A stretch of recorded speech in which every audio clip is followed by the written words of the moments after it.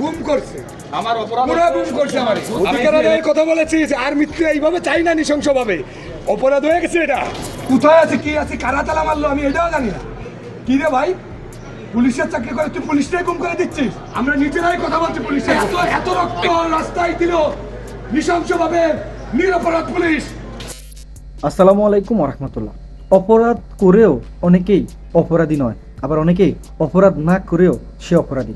দর্শক, আজকের এই ভিডিও জুড়ে আপনাদের সঙ্গে এই বিষয় নিয়ে একটু আলোচনা করার চেষ্টা করব, এমনই দুজন ব্যক্তিকে নিয়ে। তার আগে বলে রাখছি, যদি আপনারা এই চ্যানেলে নতুন হয়ে থাকেন, চ্যানেলটিকে সাবস্ক্রাইব করে পাশেই থাকবেন। আর ফেসবুক পেজ থেকে দেখে থাকলে পেজে একটা লাইক দিয়ে ফলো করে রাখবেন। এবার চলুন আমরা মূল টপিকসে আলোচনা করি। এই কথাগুলো দ্বারা অনেক কিছুই বোঝায়। আসলে তারা তাদেরকে নির্দোষ প্রমাণ করতে চাচ্ছে, তারা অন্যায়ের বিরুদ্ধে কাজ করছে না।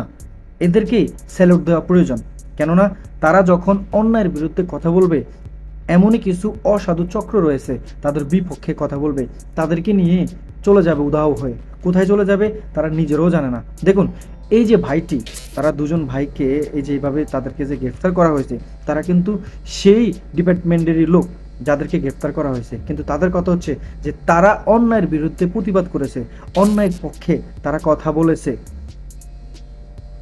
আর এই কথা বলার কারণে আজকে তাদেরকে গ্রেফতার করা হলো।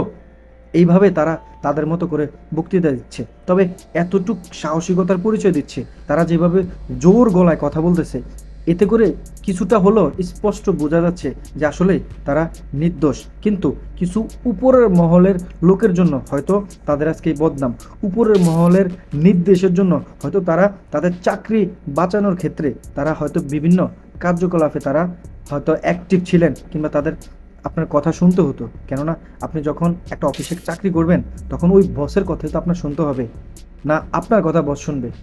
তেমনটা কিন্তু নয়, আপনিই শুনতে হবে আপনার বসের কথা, যেহেতু আপনি সেখানে কাজ করছেন। এইভাবেই অপরাধীরা আসলে তারা থেমে থাকতে চায়, আর এইভাবে অপরাধীরা তারা ধোঁয়াছোঁয়ার বাইরে থাকে। দেখুন, এই যে ভাইরা, সম্মানিত দুজন ভাই, তারা কিন্তু একই ডিপার্টমেন্টে কাজ করে।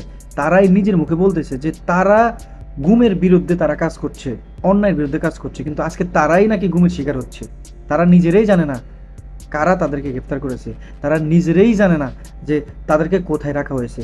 অবশেষে তারা ভিডিওর মাধ্যমে যখন তারা ফাইনালি জানতে পারে যে তাদের ডিপার্টমেন্টের লোকেই তাদেরকে এইভাবে তাদের সাথে কাজ করছে, তাদের কথা হচ্ছে আর কত। শুধুমাত্র এই ডিপার্টমেন্টের মানুষগুলোই দুনিয়ার মায়া ত্যাগ করে নাই, এর পাশাপাশি এই যে যারা ছাত্র আন্দোলন করেছে, এই যে বিশেষ করে কত মানুষ দুনিয়ার মায়া ত্যাগ করে চলে গেছে, আর কত তারা দেখবে।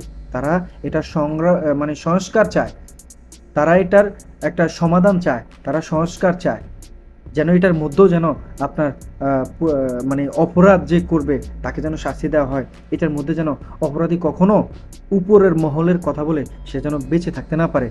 আজকে তারাই তাদের বিরুদ্ধে কাজ করছে, আর তারাই আজকে সেই আপনার নির্যাতনের শিকার হচ্ছে। এইভাবেই তারা তাদের দুঃখটা প্রকাশ করল। দর্শক, আপনারা এই যে ভাই দুইজনের কথাবার্তা শুনেন, আপনারা কি বুঝলেন? অবশ্যই আপনারা আপনাদের মতামতটা জানাতে পারেন।